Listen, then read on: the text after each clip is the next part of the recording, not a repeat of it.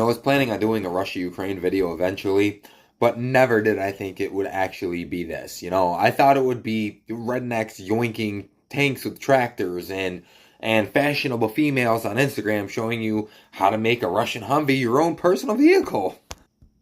Ladies and gents, I am beyond floored. As of today, August 9th, 2024, Ukraine has not only invaded Russia, it has extended roughly 85 miles into their territory, which is an estimation from the Ukrainian border to the Kursk nuclear plant. And to make matters better, they are gaining about 6 miles a day. Tuesday, I was playing with the kids and debating on what to do, Chinese spy balloon or Geneva Conventions. Then, bing, I get a news notification. Ukraine has invaded Russia. And I'm just over here like, oh, well, yeah, no shit. It's been going on for 2 years. Get with a time. Wait, what? No one knows the exact contingency plan here, but Ukraine's specialty has always been randomly adding a surprise twist even 2 years later.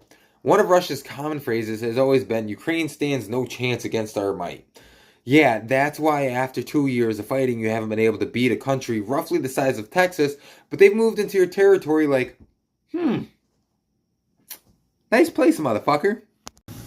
Now come the Russian bots. Oh, we'll just nuke Ukraine, problem solved. Well, I don't know what to cover first. That at least half the nukes won't go airborne because corrupt Russian elite have sold important pieces off to have more boats to park their other boats in, or the fact that the U.S. told them explicitly that we will demolish you conventionally if you attack Ukraine with nukes. Do you understand how big of a flex that is? Telling a country if you use nuclear weapons, we're going to just destroy you with conventional weapons? It's like bringing a knife to a gunfight and fucking winning. Oh, typical American response with no action. Womp, womp, womp. In the last 30 years, we have been building equipment to counter Russian superiority and found out in the last 2 years that they've been lying through their teeth. And now even our own military is like, man, did we really need that bottomless defense budget? My favorite part in the last 4 days? Russia releasing a statement saying it's a huge escalation to cross our borders. Yeah, Russia, it's almost like it's downright wrong to invade someone's sovereign borders. Russian bots back in the comments, oh, it's an inconsequential matter. Our equipment is far superior. Well, that argument would have mild footing if it wasn't for the fact that the only noticeable gains that they had in the last 2 years is when Republicans and Democrats are throwing a hissy fit over an aid package. Awfully ironic, though, that when they finally agreed and passed said package, that Russia's gains slowed down so much that they're lucky to gain an extra mile a day. Now, I know Democrats will say, it's the Republicans' fault that package wouldn't be passed. Well, yeah, but you're leaving out the part where there was 100 other acts and aid, included in that bill, with about a tenth of the money actually going to Ukraine and the majority of the money going to bullshit Democrat politicians.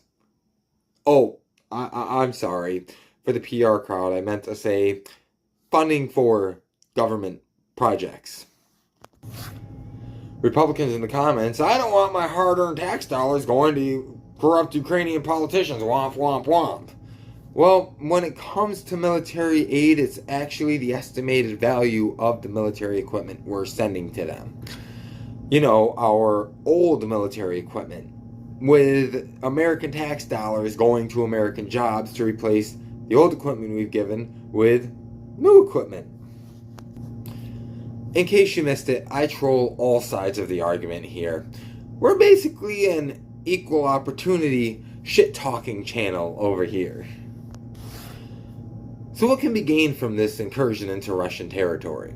Could it be to force the Russian Navy from the Black Sea? I mean, that's a fair argument, but wait, shit. I almost forgot. Ukraine already did that. They did that by sinking or damaging over 26 Russian warships, including their flagship, the Moskva. This new Black Sea coral reef was attacked with Neptune missiles and sunk while being towed back to port. And I'm about to go Willie Mays here.